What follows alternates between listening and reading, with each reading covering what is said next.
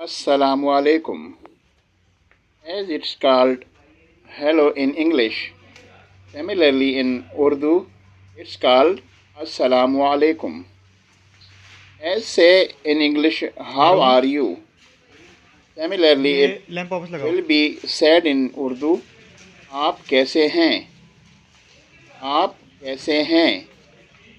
How are you? In Urdu, आप कैसे हैं?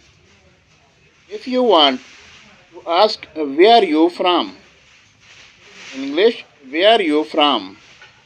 So you will say the same word in Urdu. आप कहाँ से हो? आप कहाँ से हो? In English, where you from? In Urdu, आप कहाँ से हो? As you say in English, I am hungry.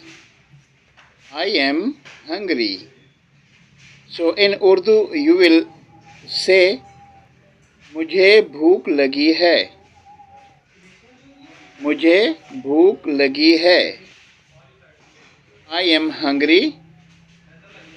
In Urdu, मुझे भूख लगी है. If you want to tell someone, come to my house.